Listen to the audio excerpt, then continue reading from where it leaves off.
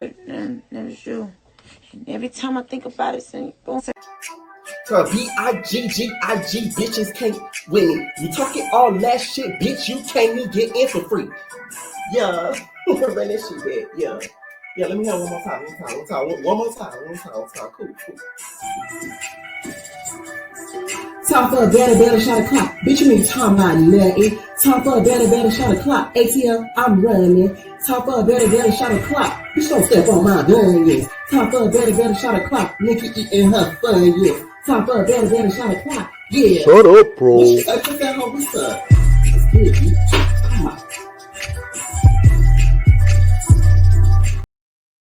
All right, what is going on, entertainers? So time comes out with another video. We're doing a Hollywood hot topics. Okay, you already know what to do. Hit that like button, hit that subscribe button, and hype up the video. Please don't forget to hype up the video. Okay. First I want to get into, you guys, is Vasana. I know we talked about this previously in the after show, but if you do not tune in, I wanted to talk about it on here. So she did put out a statement since she has left the villa. If y'all don't know, this is the lady that got casted and ended up saying the N-word on a previous Snapchat that was saved from a friend, ops, and it leaked it. Okay, so this is what she had to say. She said, I want to address a couple of videos from my teen years that have recently resurfaced. In those videos, I use a racial slur. There's no excuse for it, and I'm deeply sorry. I am embarrassed and disappointed by my words. I take full responsibility for what I said and understand why it has hurt and upset people. Since then, I have grown a lot as a person and taken the time to educate myself, listen, learn, and better understand the impact that language can have. That growth does not erase my mistake, and I'm not asking anyone to excuse it. I believe people should be held accountable for their actions, but I also believe in growth, learning, and becoming better. To anyone I hurt or disappointed, I am truly sorry. Okay. First of all, I feel like she should have went on video on this. It would have came off a little bit more genuine, because anytime you put out a statement that is written and long, we gonna think you chat GPT'd it. Straight up. Okay. Chat GPT ruins so much. Now nothing it seems real because of chat GPT, because of AI. Okay. So I feel like she should have came on camera, i.e. Sierra, when she came on like, I want to talk about my Live Island and then the statements, and I really want to address it all. Okay, when she came on with the light, herbal tea voice, you should have did one of those. And I also feel like the friends that leaked it are just as much of a piece of crap as her saying it. I don't care what nobody says. They're just as bad people, because y'all would have never have leaked that video had she not gone on this show. So y'all really ops and y'all really some haters. But this is how the world is. The people hate to see people get on. The moment she got on, y'all dropped it. Just so that way it could block her opportunity. And for me, that shows y'all pieces of crap just as much as she was for saying the N-word, because I can guarantee you back then, none of y'all probably checked her for saying it. Y'all was probably saying it along with her. My nigga. Okay, I ride for my mother nigga. I ride for my pull a trigger, okay? And I ride for my y'all was singing all that up and down through the road, scurrying down like Tom and Jerry. Okay? Come on now. I do feel like her taking accountability, the internet does need to back off. We are not perfect people. It does not excuse her saying it. I feel like the fandom of Love Island is extremely toxic. Just because somebody follows somebody don't mean they support what they believe or do. Some people are nosy and are monitoring spirits. Hello, not me. But I have a lot of people that just follow me just to watch. Some people follow just to watch things. Just because they following a political person don't mean they believe and they love and they agree with every ideal that they have. That's not the case. And I hate that mentality that the fandom has, because it's gonna ruin the show one day to the point where Peacock, they're not gonna want any of the bad press. They're gonna just pull the show. Although it's making a lot of money, they don't like stress either. Okay. Now they do like money more. So, they're gonna keep the show around as much as possible because they like the money more, right? So I do feel like the internet needs to kind of like back now that she said this. Do I feel like it's 100% genuine? No, only because once again she did not come on video. All right, and let this be a lesson learned for the girlies that love to say the N-word all up and through my all up and through like that, thinking that it's cool, thinking that it's sweet, to not do it. Because once again, it is not that hard to just not say the N-word. It's just not hard. It's just not. I don't care what nobody say. Okay, y'all tell me why. This is so like random, but it had nothing to do with this. But it has to do with reality TV. Tell me why this lady that's casting for, y'all know that Netflix show Age of Attraction? She gonna DM me and said, are you interested in being an Age of Attraction? Do you date older women? I'm like, no, I'm gay, but I date older men. She was like, oops, my bad. Mind you, she almost casted me on some other show. So I'm like, girl, do you not remember? Like, hello? Like, so I know Vasana is hurting right now because y'all got to understand the process to go on these stuff. It is a long, okay? The amount of Zoom meetings, the paperwork you filling out, the paragraphs you typing in, like you a damn calligrapher. Like, it's a lot of things, okay? So I know her stomach right now is hurting, all right? I'm telling y'all, her and Ulissa, they're going to start the Cancel podcast, okay? Canceled before entry. It'll say like they gonna start that podcast. I'm telling you. I even tried to look up Ulissa's Instagram. Y'all cannot find her Instagram for nothing. What happened to Ulissa? Did Ulissa disappear into obscurity? So y'all done bully that girl off the internet, ain't it? See, that's what you get for saying the N-word, girl. And not only that, in Miami, she went to a Taco Bell and they had beat her up and then freaking took her for locals. Like, it was, man, y'all go too far. Like, I understand they're wrong, but like, Jesus, okay. Once again, her best bet would be just to stay off the internet. I don't think she should be going live like Ulissa did, because the problem with this situation in regards to Ulissa, she did not seem apologetic about it once post Villa. When she was on the internet live, you could tell she was very angry. And it's like, girl, like, you're the reason why you're in that position. So I hope she does not react and act the same way, because the way that Ulissa acted on that internet when she came back to the US, she still had the nigga mentality. You know what I'm saying? Anyways, let's talk Latto. Latto recently went to the Breakfast Club and addressed the comment that was made, the lyric that was in one of her recent tracks on her new album, where she basically says that she doesn't forgive about the purse. She doesn't forgive Cardi for bringing her up, and that the purse thing didn't mean anything to her. Now the lyric says, B said, what? Let's clock it. Really got a Hermes store in my closet. Talking about buying Big Mama a bag like a mine ain't already bought it. Okay. Now in this interview, she was asked about it by Lauren. Shout out to Lauren. Lauren always gonna ask the messy questions. It used to be Charlemagne, but I feel like over time, Charlemagne has gotten very, very soft. So Lauren had to be the one that was a little bit shady and nosy and asked what we all wanted to know. And she said that it was about her and admitted it off the rip. Now I'm gonna say this. I feel like Latto is doing this for one of two reasons. One, she's genuinely hurt, and also she knows how media works. Her doing this has us talking about her. She's been plastered all over the blogs. She's been plastered all over social media. So we can talk about her and her new album. This was a genius to me in how she did it. Now, also, too, it was also genius because she was in the right in the situation. Because to me, this type of situation, this is the type of stuff that I really cut a person off. Because it's one thing we fell out because we had a disagreement or something, or like we cussed each other out. But if I find something and you talking behind my back, oh, it's over. No. Okay? No. Like that lady on Instagram be doing. I'll never talk to you again. On God. Because you don't know why? That shows me you never liked me, or like you think different of me than what you think to my face. So that's an automatic cutoff. So I understand Latto 100%. Because that's that high school thing where, you know, the third person on the phone listening to who you think is your friend talking about you. What you think about Jameson? And then they Jameson. What you think about Pierre? And then you're like, oh, that's what you think about me? Bet. That's what it gives to me. So if I were Latto, she's in the right for feeling away and holding that little bit of grudge, because you think I'm Punani. You think I'm Punani.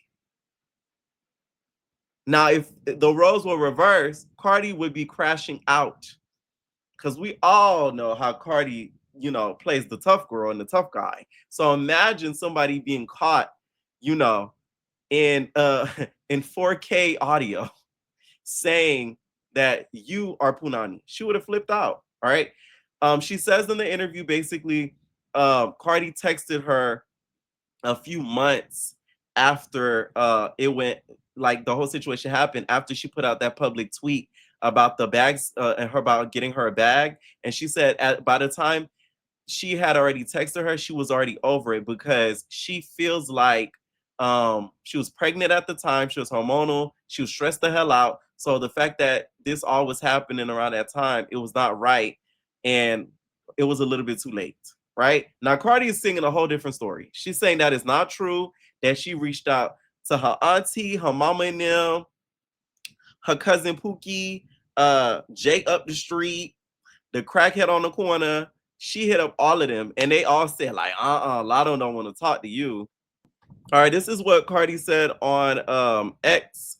It's so weird calling it X still. She said, I understand how you truly feel, and that's exactly why I chose to apologize publicly, because the disrespect became public.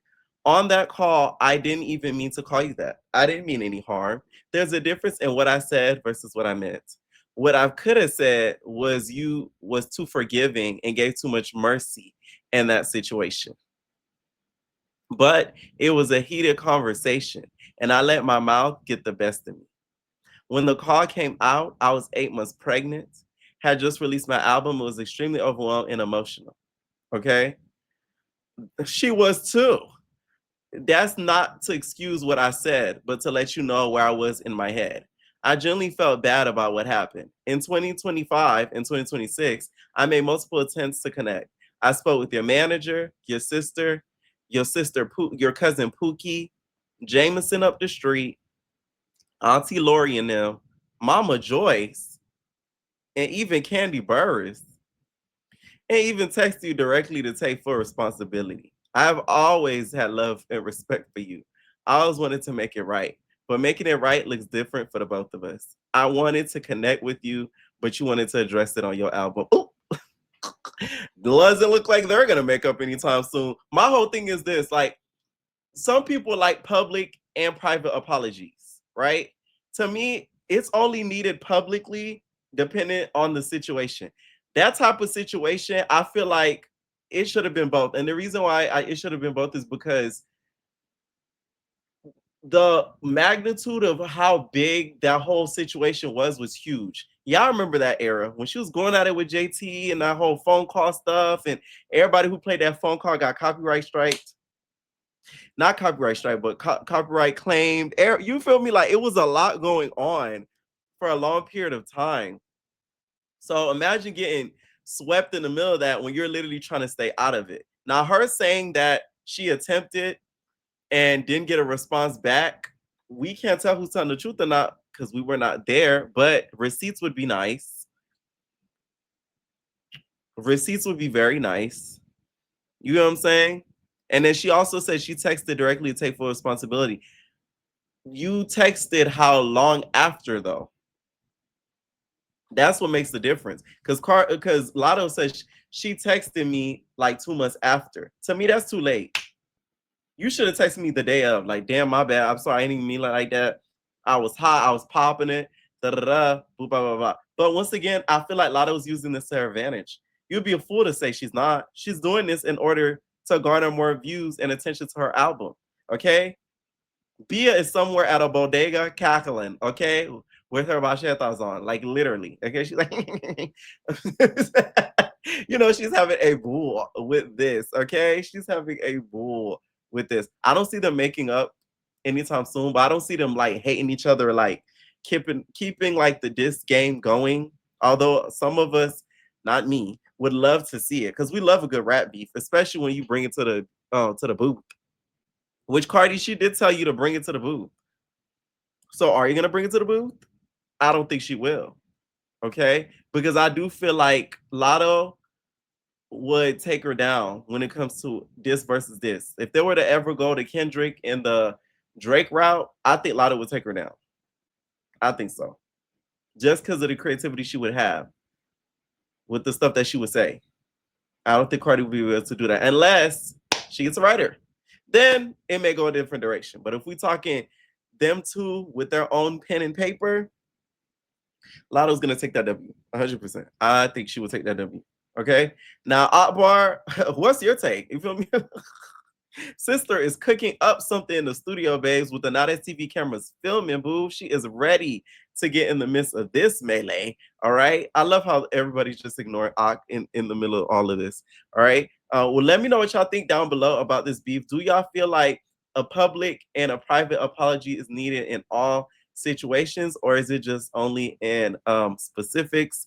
Who do y'all think is right in this situation? Once again, I do feel like Cardi is wrong in this situation, but I do think, you know, Latto's an opportunist in this. She's using this to her advantage. So recently, Stefon Diggs was caught outside, and they asked him about his status of his relationship with Cardi B, what happened during the argument. Now, I will say this. I was shocked at how he kept his cool and his temperament. I thought he was going to cuss that nigga the hell out. And whoever that paparazzi was, you a brave nigga, okay? Because y'all know, you feel me? Stefon probably... he thought about swinging on him, but he's like, nah, I just got a case. Let me not catch another one. How you doing? I just wanted, the world wants to know if you guys are back together.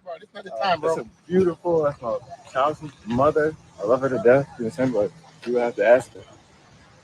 Cool. I have to ask her? Yeah. What about from your perspective? Because the argument blew up online and people are wondering if you're back together. Argument? When you guys were outside the gym. Oh, I don't even think that was an argument. You didn't see me like saying you seem cool. She didn't. It's okay. Women get like that sometimes. But so you guys are good? Great. And what did you think of Offset requesting that DNA test? I mean, I don't know. I didn't see that. I'm not online too much. Sorry. That was reported everywhere, so I was just wondering what you thought I about don't it. spend too much time online, but I just be at the track or at the gym working out. Anything else? How about football? Can we expect you to be back in DC possibly with the Commanders? Shit. I don't know, man. I'm open to everything. Let's see. Any more questions? You're open to all of it? Yeah. You saw that look, bitch.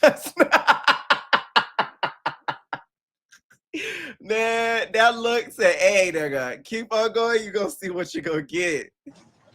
Cool, man. And when can you should have asked about all Chris. How do you feel about Mr. Blake?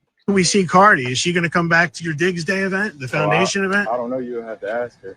Yeah. I wish I could. Yeah, I know. Maybe when she comes back to town next. Yeah. A lot of things that are personal, I keep personal, but I understand where you're coming from. So we can expect you possibly back on the field this coming season?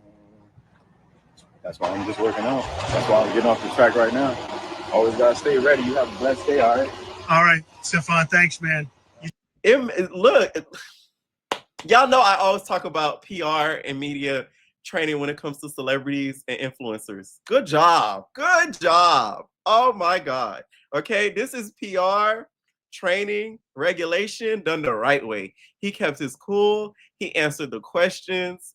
He wasn't rude. And most importantly, he didn't hit him. Oh, my God. All right. And y'all know I said, Akbar, what's your take? Well, she did have a take. All right.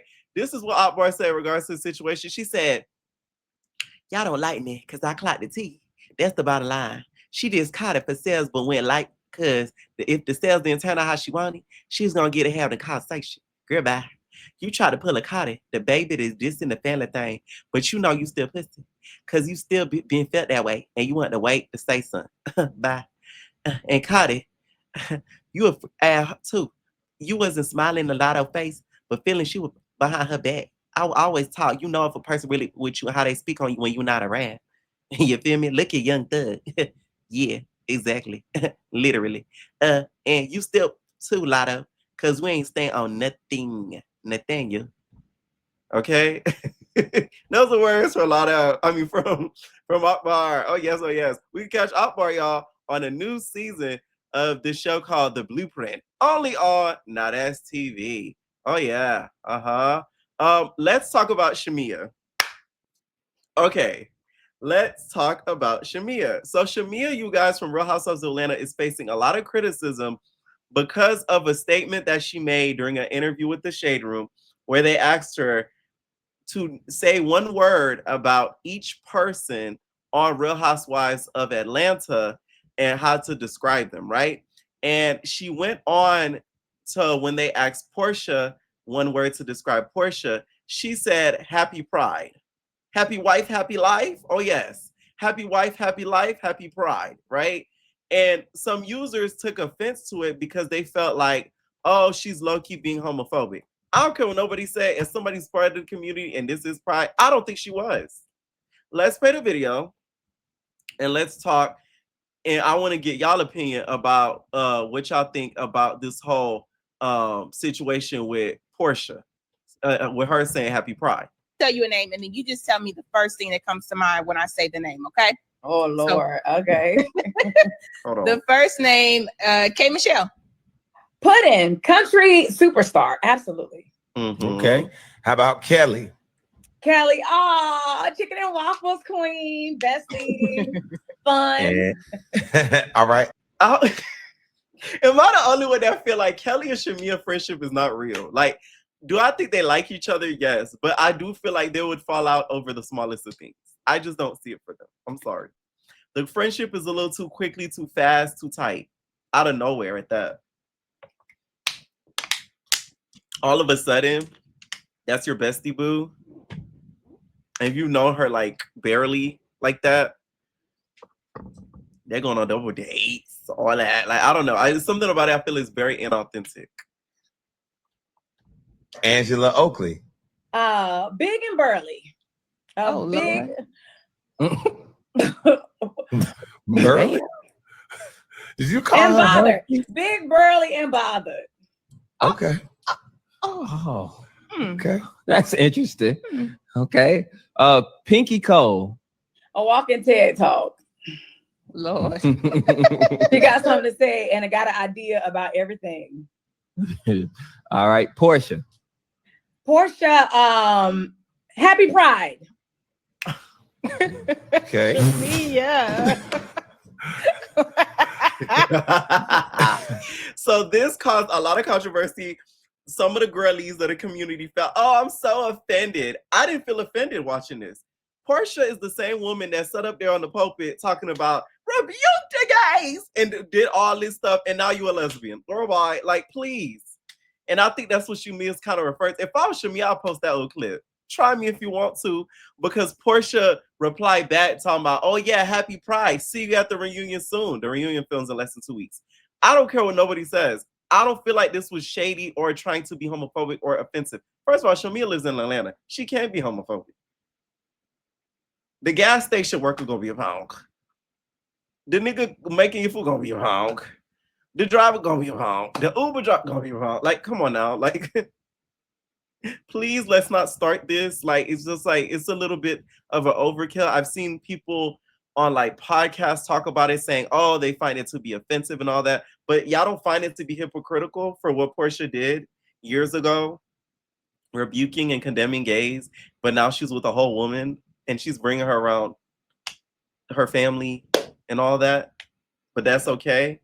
Not that she should be shamed for it, but don't make it seem as if like she's always been down for the cause. Let's stop it, okay? let's please stop it. I ain't see Porsha ain't out here hosting pride parades and saying woo la la like Nene was when she was on the new normal. That was never Porsha, okay? So miss me with that, literally, okay? I feel like the internet kind of took this and ran with it. And y'all, I'm not even the biggest Shamea fan. I don't mind her though, because she's cheesy and I find her funny. The fact that she's so cheesy, it's like funny to laugh at her more than with her because of the cheesiness. So that's one thing. But to make it seem as if she's like this homophobic, bad, bully ass person, stop. I feel like the internet is taking that and they're running with it too far. And during Pride. Now, I will say, Shamea, you better be ready for that reunion. When I tell you, like, that last reunion showing that you did was pathetic. The way that they read you from last year to this year, to the years past, to underneath the bed, to twist it around, please, oh my God. Like, I'm so fearful for her at this reunion because Porsha is going to tear into your crap, girl. I don't think you understand. That last season showing that she did at that reunion was pathetic. Like, she couldn't even talk half the time. She's like, sound like Scooby-Doo. Scooby-Doo. You sound like that Flavor Flav, okay? Like Angela said, you look like Flavor Flav, you acted like Flavor Flav, because the way Porsha was getting you and socking you verbally, you didn't know what to do with yourself. So I just hope that this same energy is kept up at this reunion, because Porsha's coming in hot, Angela's coming in hot. Who else is coming in hot? Drew's gonna come in hot. Like there's people that are like, they're coming in guns blazing. You feel me? Like a lot of them are really coming in to get you. So I'm pretty sure she's aware of this, but rehearse. Have some rehearsed reads. I'm not even a fan of those, but have some in the back pocket so you could use for this reunion, because you're gonna need it 100%.